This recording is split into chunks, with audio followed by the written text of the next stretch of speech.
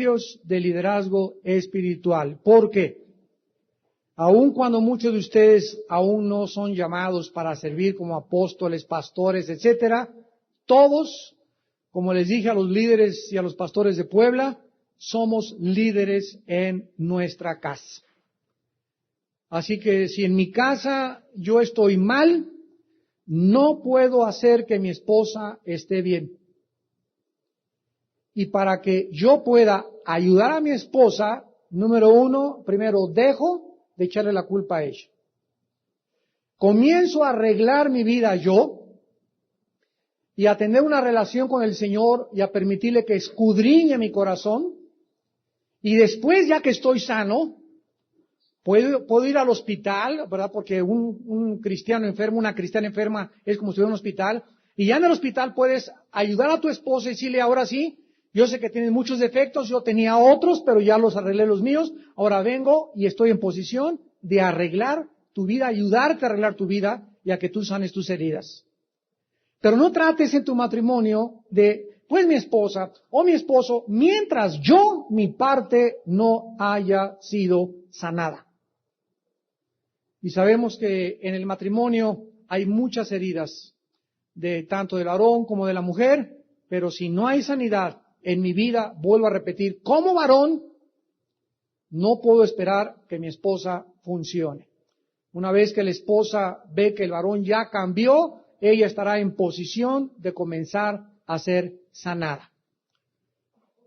Hace 3 días, en el periódico El Universal, aquí en México, leí un artículo casi que ocupó una plana entera que decía que el 85% de la población en América Latina no cree en los líderes políticos que tiene. Nadie dijo amén. Qué bueno, buen síntoma en México, porque aquí son los mejores que tenemos. Esto es un síntoma simplemente de que en el mundo está degradándose lo que se llama la integridad. Ya no hay líderes políticos donde la gente realmente crea que van a cambiar o que no van a cambiar, porque ya no existe el patriotismo, existe el partidismo. O sea que prefiero mi partido, y si mi partido no es el que está en el poder, le voy a poner piedritas y le voy a hacer la vida imposible al presidente o al ejecutivo federal que está en Los Pinos para que no funcione, cuando debe ser todo lo contrario. Ya hay que aprender a perder, mi partido no ganó, ahora vamos a colaborar todos y hacer lo mejor posible para que el que esté en la oficina lleve a todo el país y todo el país pueda descansar. Y es exactamente lo mismo que sucede en la iglesia. Porque cuando nosotros no tenemos verdaderamente liderazgo y cuando nosotros carecemos de principios de liderazgo, no podemos esperar que funcione la situación.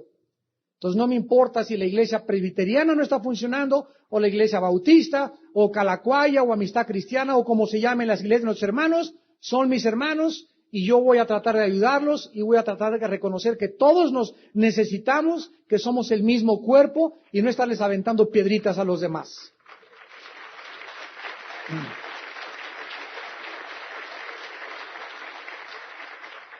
La historia humana nos da testimonio de que casi en ninguna generación puede haber más grande que el nivel de sus líderes. Las naciones se levantan y las naciones se caen, o los imperios, de acuerdo a la efectividad de sus gobiernos. Estas verdades se pueden aplicar, repito, a los negocios, a las organizaciones, a las iglesias, a las familias, a los individuos. Yo tengo un negocio de panadería, tengo un taller mecánico, tengo un negocio de tlapalería, tengo un negocio de dulcería, cualquiera que sea mi negocio. Para que mi negocio pueda caminar bien y tener la mano de Dios sobre mi negocio, yo, el dueño de mi negocio, tengo que estar bien con Dios. Tengo que estar limpio delante de Dios, tengo que ser íntegro, tengo que ser justo con mis empleados, tengo que pagar los impuestos necesarios, y aunque al principio parezca no arrancar el negocio, Dios a la larga bendecirá mi negocio. Porque es lo que hace Dios. Él premia el esfuerzo y el fruto de nuestro trabajo. Irá andando y llorando el que lleva la preciosa semilla, pero regresará con gozo trayendo sus gavillas. Lo mismo pasa con los líderes. Vivimos una generación, hemos dicho, de sopas maruchas, donde todo es microondas. Los líderes, de repente ya sale un pastor, ya quiere ser famoso, ya quiere tener una iglesia grande, ya quiere estar en la televisión, ya quiere aquello, cuando nos damos cuenta que antes de que Dios pueda verdaderamente comenzar a bendecirnos, son años, 10, 15, 20 años, que Dios nos tiene que probar en el desierto para ver realmente cuál es la intención de nuestro corazón. Los líderes tenemos que ser probados con las mujeres, tenemos que ser probados con el dinero y tenemos que ser probados con el orgullo. Como decía Joaquín Capilla, el clavadista, la dama, la lana y la fama. Son los tres enemigos de cualquier líder, de cualquier cabeza del hogar. Vamos en esta mañana en primer lugar, a examinar el llamado de un líder. Porque la mayor parte de los hombres y las mujeres que fueron llamadas al liderazgo en la Biblia fueron personas que no las escogieron los hombres. Fueron escogidos por Dios, con la unción de Dios, y demostraron, estando en el liderazgo, que realmente la unción estaba con ellos, que Dios estaba con ellos y que Dios bendijo su liderazgo. En la medida en la que nosotros cooperemos con Dios, cuando somos llamados por Dios, obedeciéndole, conoceremos su voluntad. Y Él establecerá nuestro llamado. ¿Qué significa esto? Que hay muchos líderes que pueden en su vida abortar el llamado de Dios. Y tenemos, como vamos a ver ahora, a Saúl, tenemos a Balaam, tenemos a Sansón. Sansón, había profecía sobre Sansón. Los papás le dijeron: Sansón, vas a ser un guerrero, vas a ser el que vas a acabar con los filisteos, antes de que él naciera. Y sin embargo, Sansón tuvo una debilidad durante toda su vida: las mujeres. Nunca pudo solucionar en su vida el problema de la pornografía. Nunca podía ver una muchacha sin comérsela de los pies a la cabeza. Nunca pudo en su vida tener pureza. Y Dios usó a Sansón, y caminó Sansón con Dios, y caminó Sansón con Dios. Y Dios nos muestra que Él puede usar a una persona con debilidades, pero no por mucho tiempo. Llega el momento en que el juicio de Dios tiene que caer a tu vida. Este mensaje, repito, está dirigido a los líderes. Tarde o temprano Dios dice: basta, Sansoncito.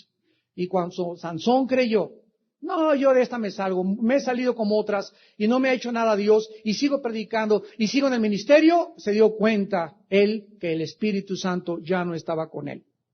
Una cosa es que tengamos la presencia del Espíritu Santo dentro de nosotros, el sello dentro de nosotros que nos garantiza que somos de Dios, y otra cosa es tener la unción sobre nosotros.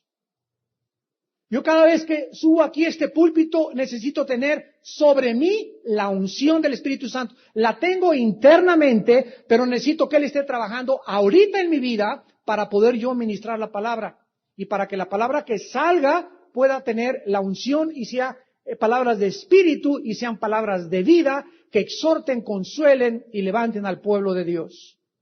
Pero esa unción, hay muchas personas que ya la perdieron y no lo saben, y están predicando, están ministrando en la carne. Y solamente las personas con un alto nivel agudo de discernimiento espiritual detectas: esa persona es una mentirosa. Esa persona, no sé, algo me dice, ¿verdad?, que algo raro está con su vida, y comienzas a darte cuenta que lo que ese raro les pasa es la unción, ya no la tienen sobre sus vidas.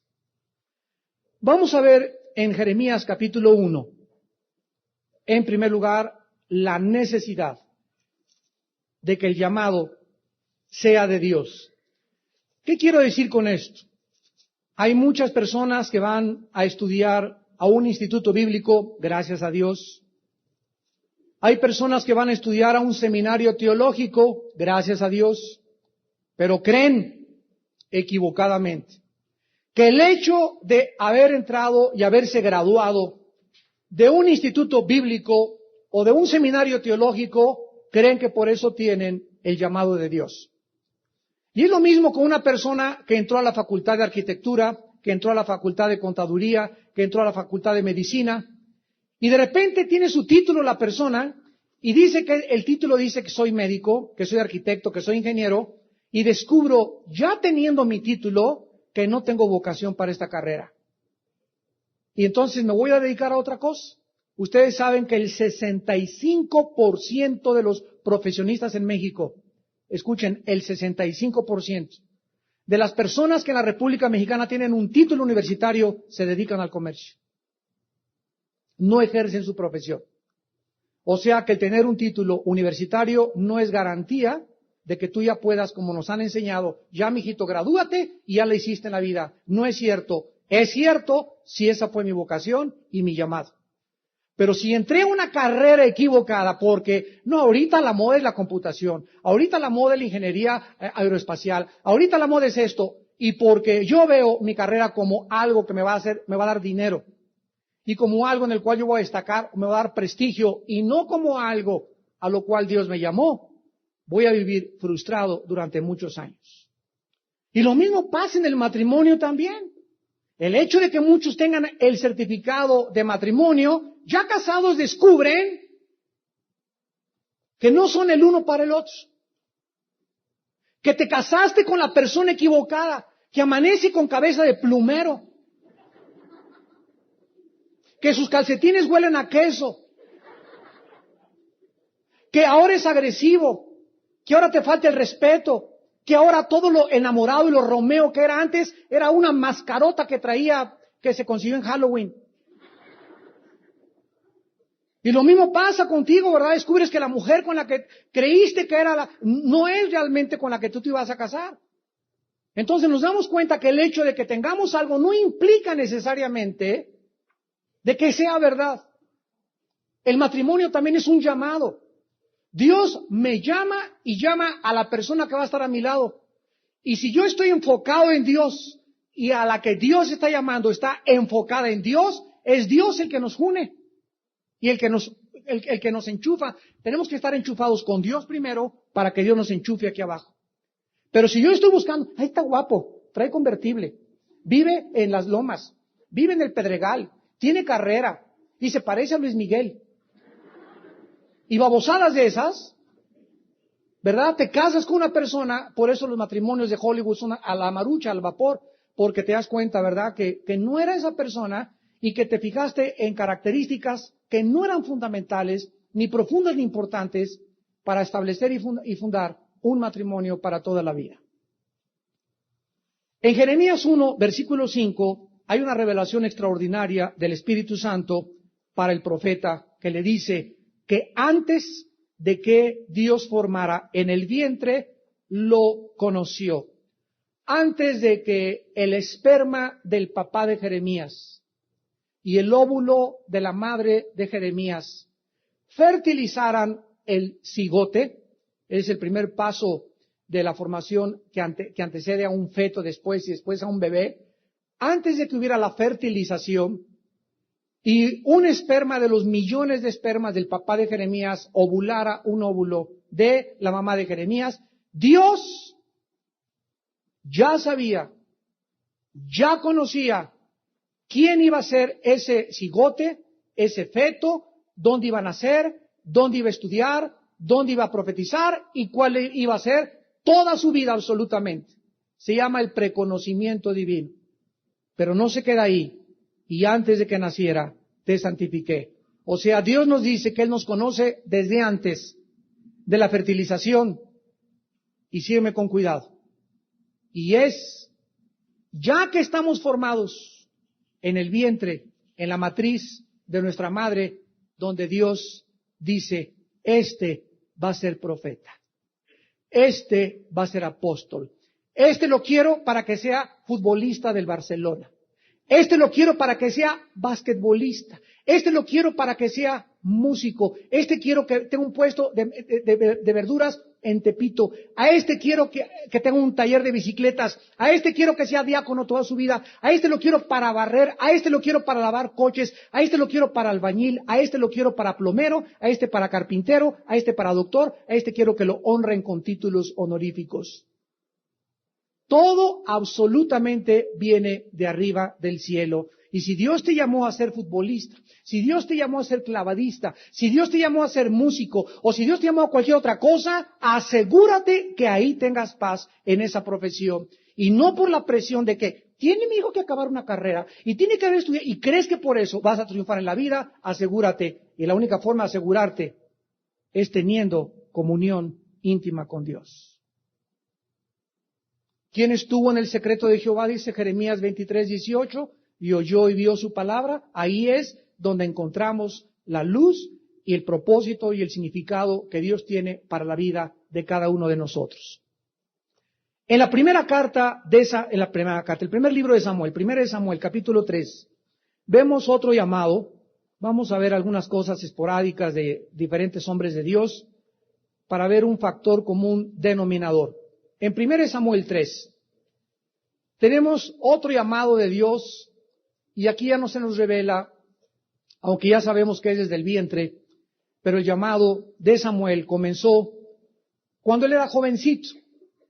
Dios llama a unos desde niños, a otros de jóvenes, a otros a los 25 años.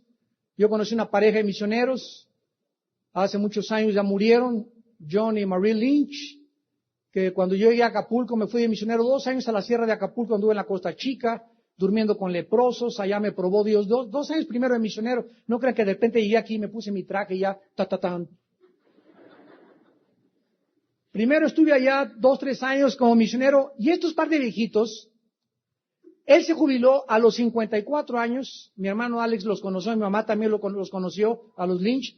A los 54 años él se jubiló de la NASA, que es la oficina aeroespacial en Estados Unidos, y este hombre era ingeniero, el que diseñó la cola del cohete, que fue en el 69 a la Luna.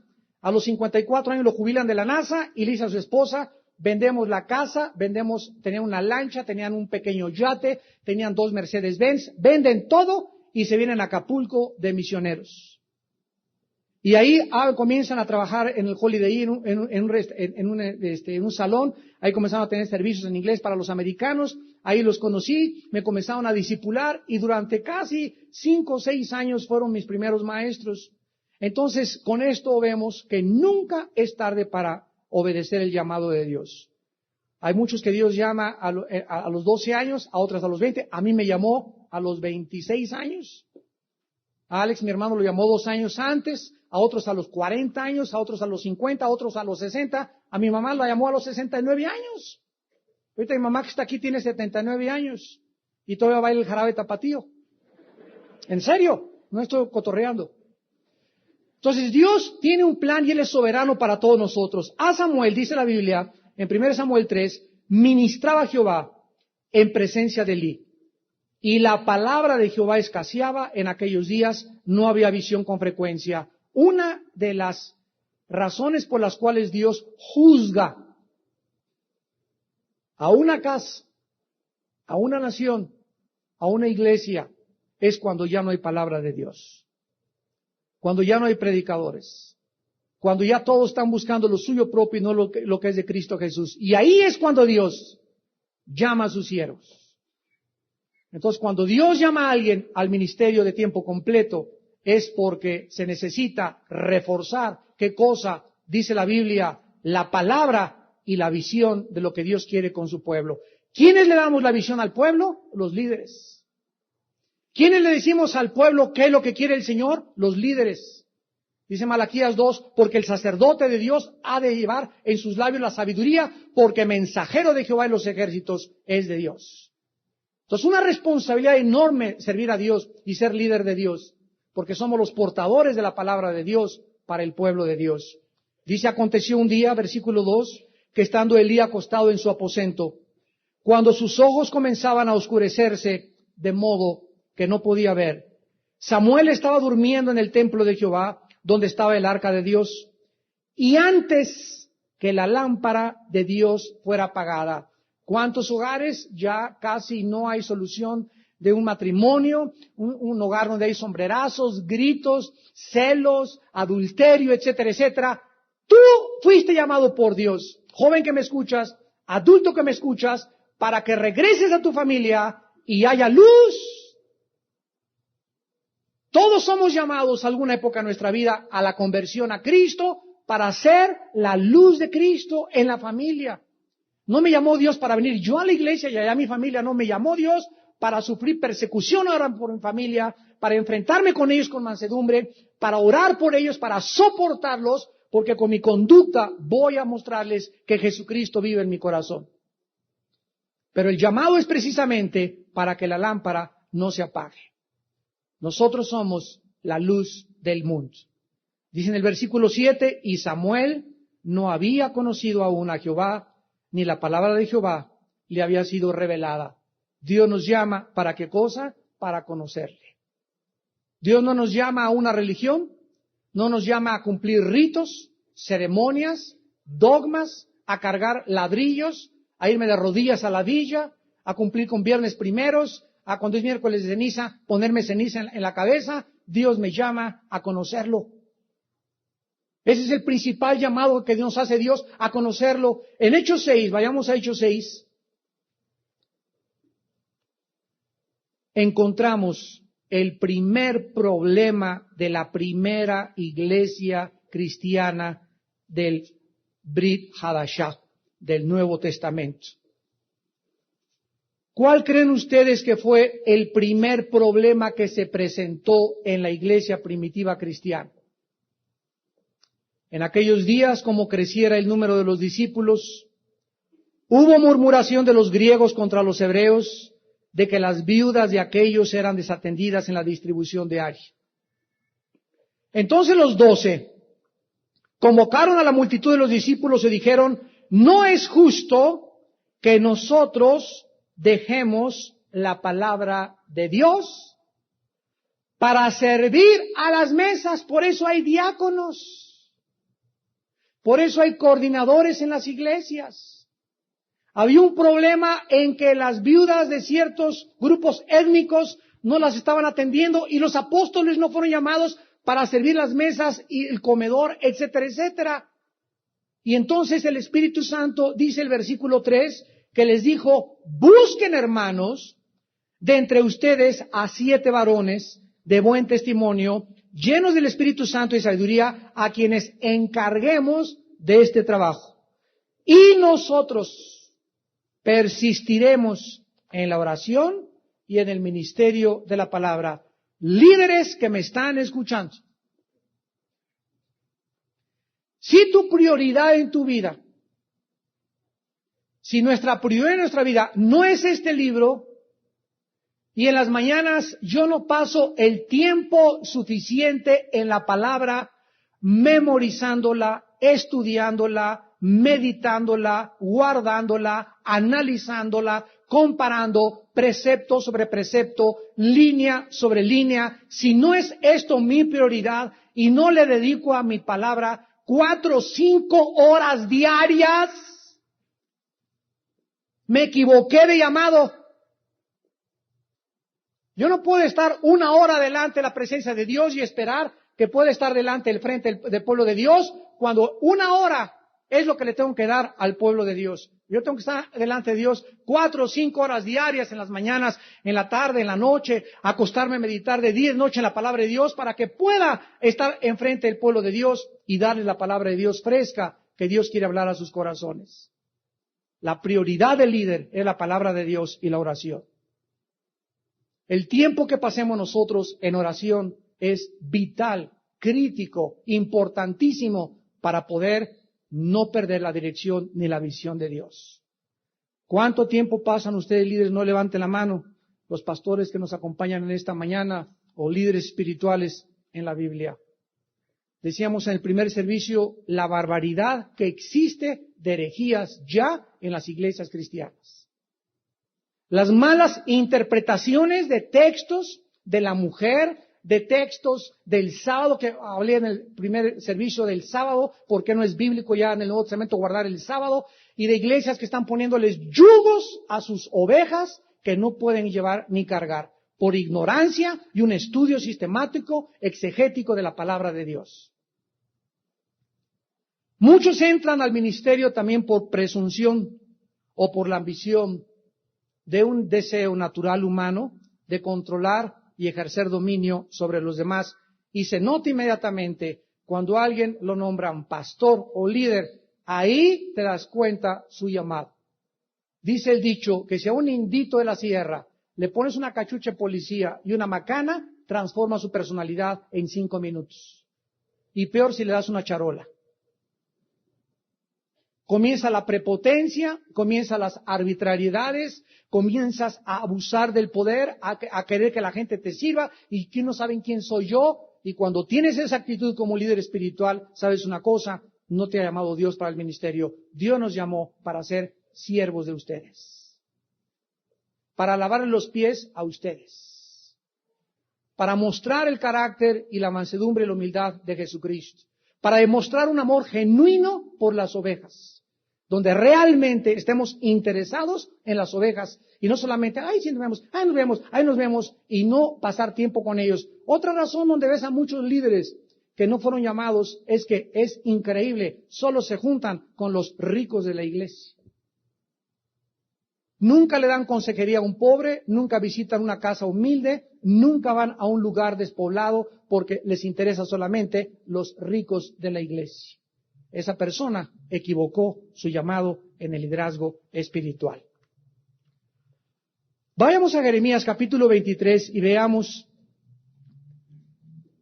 de qué forma este libro desarrolla el tema de liderazgo con las advertencias que Dios le hizo a Israel en un tiempo crucial. Israel comenzó a llenarse de falsos profetas, pseudo líderes espirituales que le decían al pueblo que Dios no castigaba, que Dios quiere que seas próspero, que Dios ya no castiga. Le decían, pare de sufrir.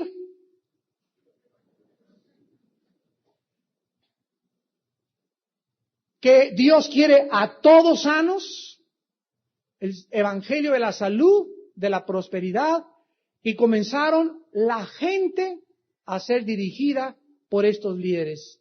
Y miren ustedes cómo el corazón ni tampoco la condición de una sociedad o de una cultura ha cambiado espiritualmente. Dice Jeremías 23, versículo 21, no envié yo aquellos profetas. O sea que hay muchas personas que están en las iglesias y al frente de muchas iglesias que hemos visto que no fueron llamados ni enviados por Dios.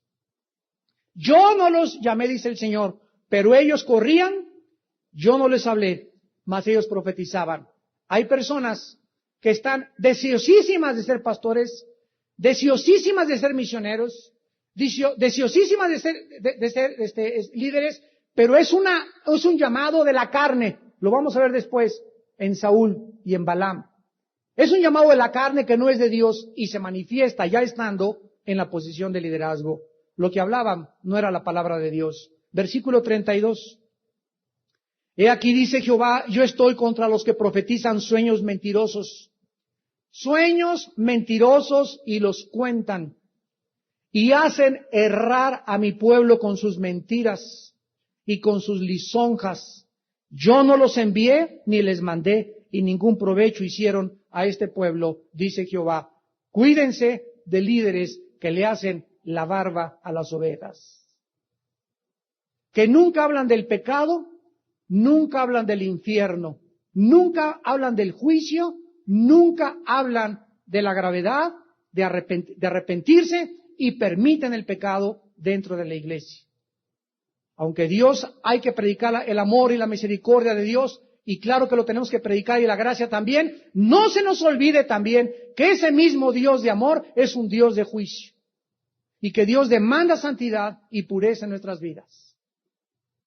Un líder que porque la familia Pompidió les puso el techo y les puso las cortinas y les compró las alfombras de la iglesia, y el señor Pompidou trae a 2 o 3 chavas por ahí con sus canitas al aire, y ya sabe el líder espiritual que ese hombre vive en adulterio y no tiene el valor de confrontarlo, ha prostituido su ministerio.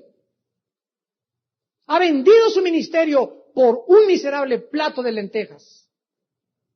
Te has vendido al señor Richelieu. Dice en Santiago, el que haga acepción de personas, sálgase del ministerio. El que le dice al que trae anillos de oro, tú pasa aquí y siéntate al frente porque traes anillo de oro y buen coche porque das muy buena lana a la iglesia y permites que engañe a su esposa y que maltrate a su esposa y no lo corres de la iglesia porque la Biblia dice que hay excomunión. A esa persona se le da un plazo. ¿Sabes qué? Señor Richelieu, gracias por el techo, gracias por las cortinas, pero aliviánate, hijo. Alíñate. Porque en 2 o 3 semanas, si tu esposa me vuelve a decir que tú sigues con la amante, no eres bienvenido a la iglesia.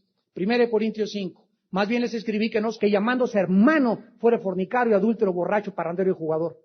Eso no quiere decir que solamente vamos a aceptar a los que están imperfectos. Significa que a ese señor que cayó en adulterio, al que cayó anoche, que encontramos en Garibaldi borracho, hay que ir por ellos y darles la mano para levantarlos.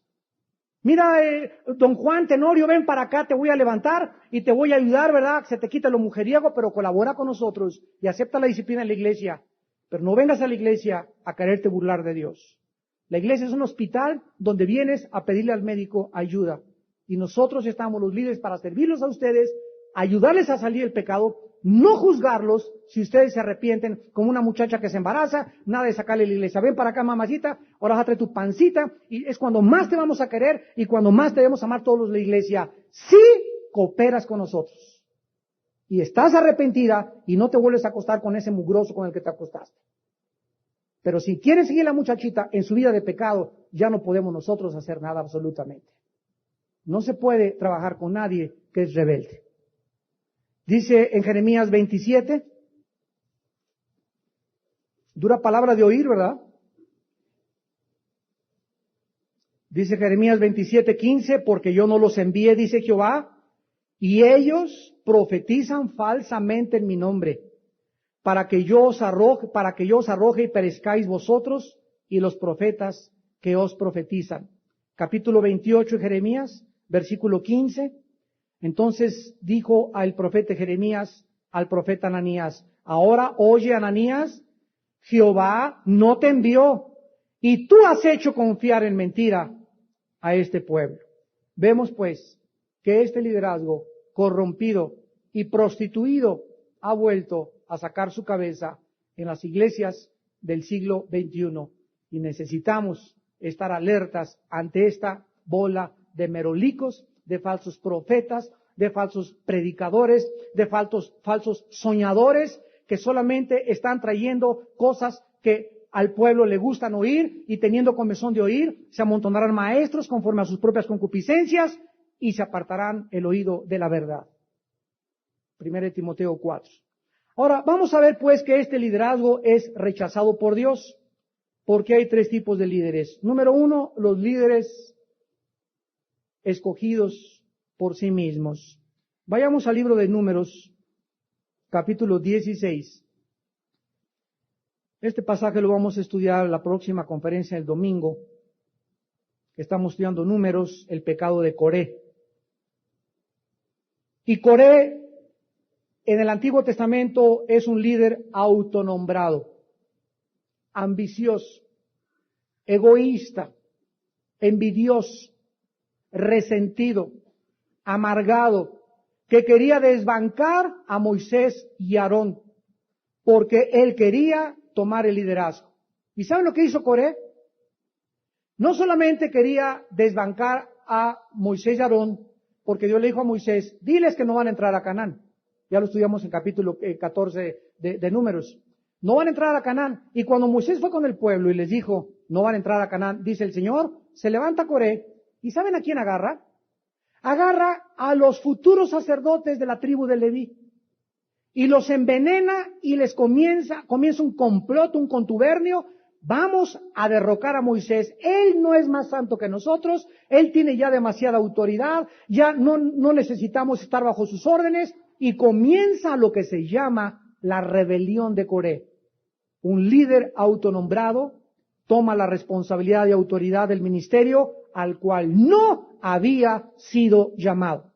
Coré es un ejemplo de un líder que se nombra a sí mismo. En Números 16, del 1 al 2, dice la Biblia: Coré, hijo de Izar, hijo de Coat, hijo de Leví, Datán y Abiram, hijos de Eliab, y On, hijo de Pelet, de los hijos de Rubén, tomaron gente y se levantaron contra Moisés, con 250 varones de los hijos de Israel, príncipes de la congregación, de los del consejo, varones de renombre. La Biblia nos dice que Coré es ese líder, es esa persona que se encuentra en todas las iglesias y se le llama el espíritu de Absalón,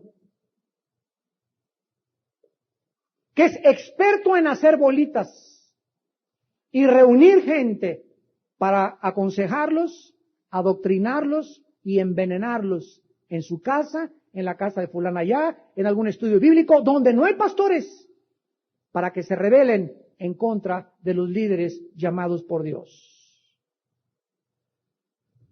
En segundo lugar, dice en el versículo 3, que se juntaron contra Moisés, Aarón, y les dijeron: basta ya de vosotros, porque toda la congregación, todos ellos son santos, y en medio de ellos está Jehová.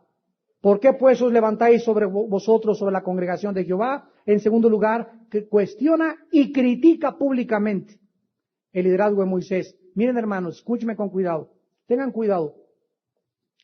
Cuando oyen algún comentario de algún pastor o de algún líder, no sea solamente de esta iglesia, de la iglesia donde tú asistes, y ese comentario lo estén oyendo personas nuevas en la fe. Hay mujeres que llegan y, ¡ay! ¿Y por qué dejaron predicar a esa mujer? Y 4 o 5 edecanes oyeron ya el chisme que salió y el veneno que salió de esa mujer. Cuídense de esas personas, porque esas personas lo primero que tienen que hacer es ir con los líderes y decirles: yo no estoy de acuerdo, pastor, con esto. Pero cuando lo dicen a las ovejas y lo dicen públicamente, el propósito es esparcir veneno, sembrar semillas de dudas en los corazones de los jovencitos o de las jovencitas para desprestigiar y rebajar la autoridad de los líderes. El espíritu de Coré acusó al liderazgo de lo que él mismo era culpable. Y luego en el versículo 8 y 10 de Números 16, Moisés le dijo a Coré: oíd ahora, hijos de Leví, a Coré, y vean que se dirige a los futuros sacerdotes que eran de la casa de Leví.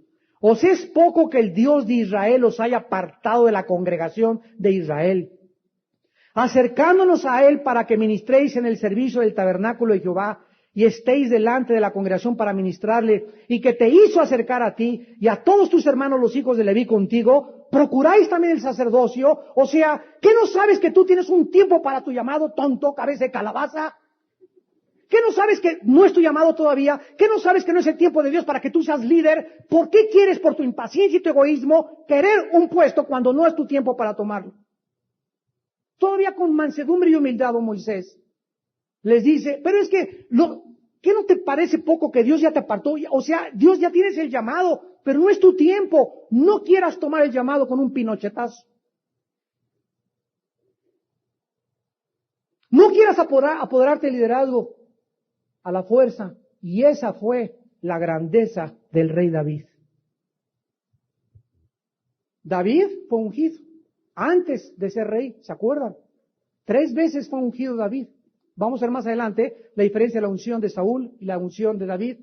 Y cuando David fue ungido y le dijo Dios que iba a ser Israel, Saúl comenzó a perseguirlo y David pudo haber dicho: bueno, como yo soy el ungido de Dios y tengo la unción de Dios, voy a matar a este que me está persiguiendo. Pero al contrario de eso, cuando lo tuvo en sus manos, en una cueva, le corta un pedazo de su manto a Saúl y se va desde arriba a la colina, y cuando amanece le grita: ¡Saúl!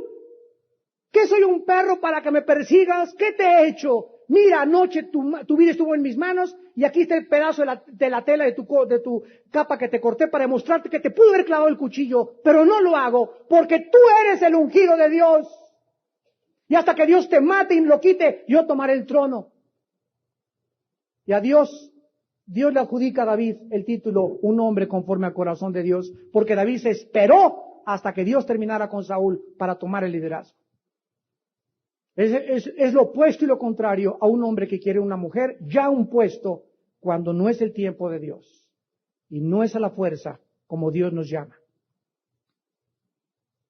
En la epístola de Judas, en el versículo 11, que está antes de Apocalipsis, Dios menciona a 3 hombres, ejemplo de un falso liderazgo también.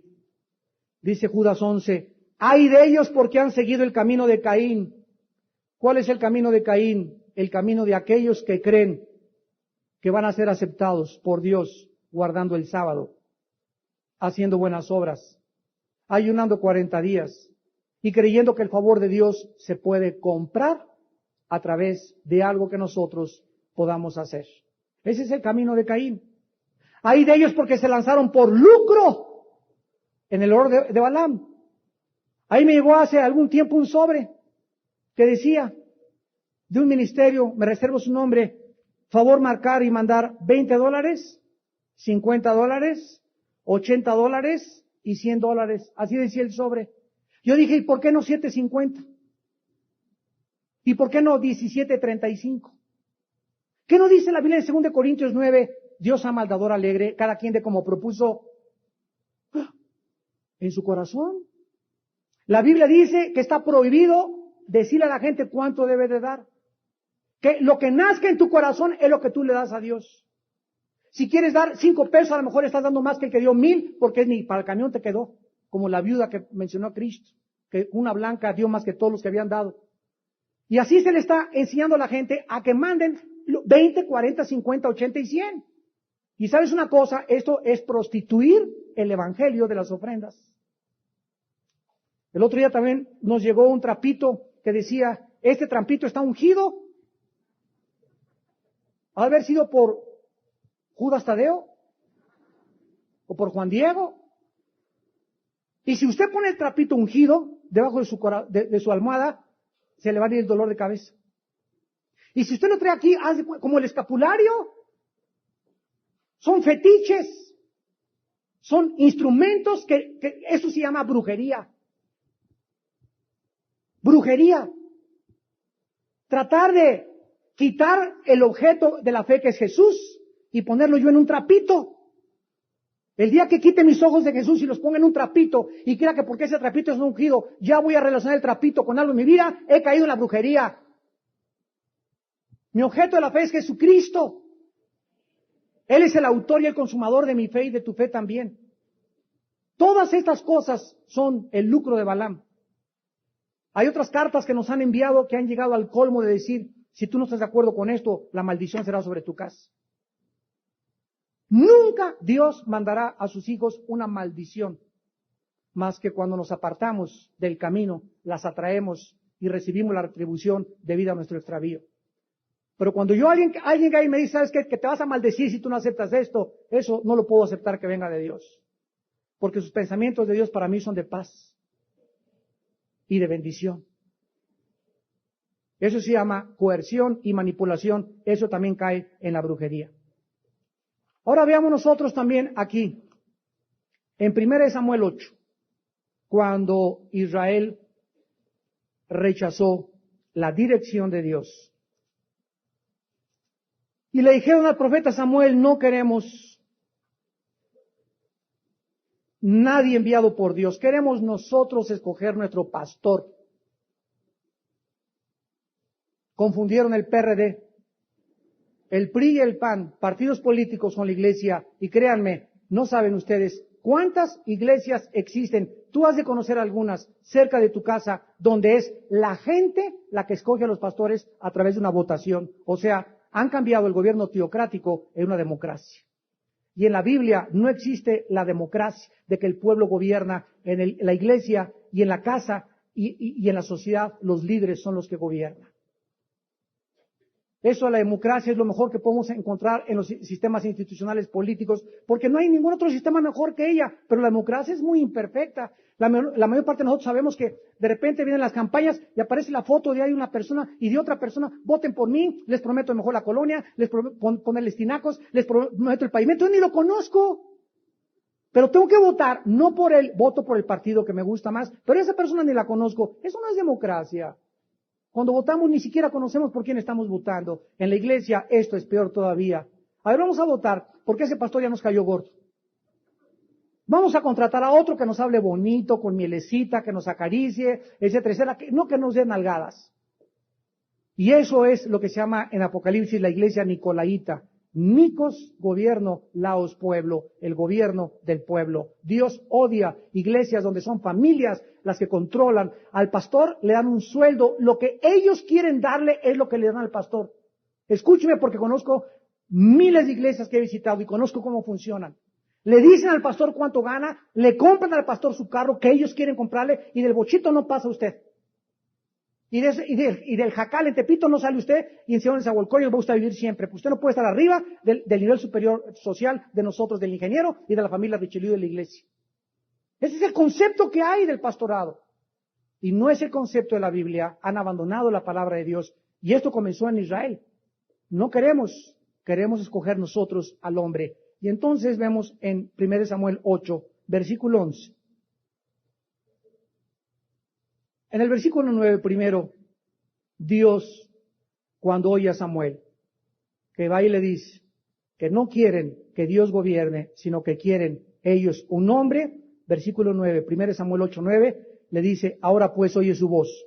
Óyelos, mas protesta solemnemente contra ellos y muéstrales cómo les tratará el rey que reinará sobre ellos. O sea, Saúl fue un rey y un líder no llamado por Dios, escogido por el pueblo, enviado por la carne.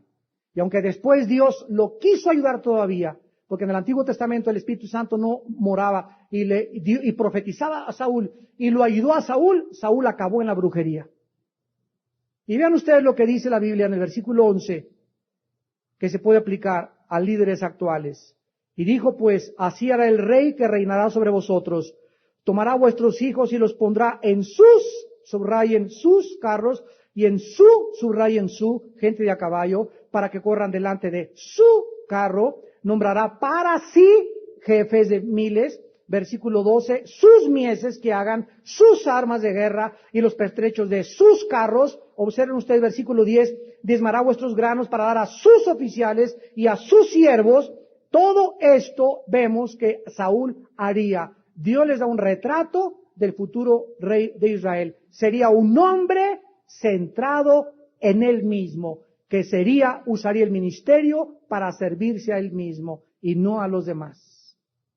Y esa fue la tragedia más grande que tuvo el pueblo de Israel. Y para terminar, en 1 Samuel 10, nos confirma la unción de Saúl.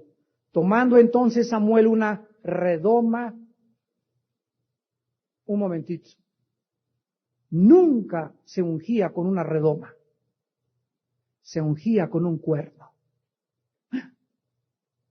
Saúl fue ungido con un frasco, con una redoma de aceite. La derramó sobre su cabeza y lo besó, y vemos todo lo que sucede. El frasco simboliza la obra humana. Un frasco donde se tomaba agua. El cuerno era tomado de un animal que había dado su vida para ser usado. Esa es la grande diferencia.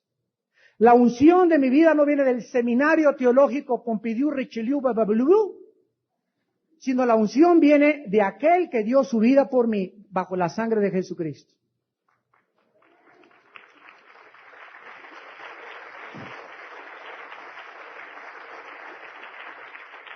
Saúl, un líder nombrado por los hombres, fue ungido con un instrumento humano, una redoma, un frasco. David, al contrario, llamado por Dios y escogido por Dios, fue ungido con el aceite divino salido del cuerno de un animal. Y finalmente tenemos que terminar diciéndoles a todos que aunque Dios no te haya llamado a ti a liderazgo de apostolado, ni de predicador ni de pastor, todos los cristianos, absolutamente todos, hemos sido llamados a una vocación. Segunda de Timoteo 1:9, quien nos salvó y nos llamó con llamamiento santo. Segunda de Pedro 1:10, hacer firme vuestra vocación y elección. Primera de Tesalonicenses 2:12, anden como es digno de Dios, quien nos llamó a su reino y gloria. Todos tenemos un llamado. En esta mañana hemos llamado a alguien a través del Espíritu Santo para ocupar una posición de pastor. ¿Para qué te llamó Dios a ti? ¿Conoces acaso tu llamado en tu vida? ¿Vives en una íntima comunión con Dios para poder discernir qué es lo que Dios quiere para tu vida? ¿Estás contento en la profesión que estás desarrollando? Si tú estás frustrado por ser plomero, ingeniero, arquitecto, contador, y no estás a gusto con tu carrera, ni al llegar a tu oficina, y tratas mal a tus empleados, ¿sabes por qué vives frustrado? Porque no tienes ese llamado. Porque cuando estamos en el centro de la voluntad de Dios tenemos paz. Tenemos tranquilidad porque hemos aceptado su voluntad. Inclinemos nuestra cabeza.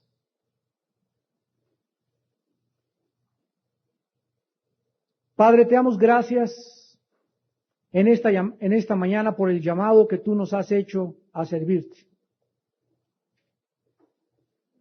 Porque así como el cuerpo es uno y tiene muchos miembros, pero todos los miembros del cuerpo, siendo muchos, son un solo cuerpo, así también Cristo.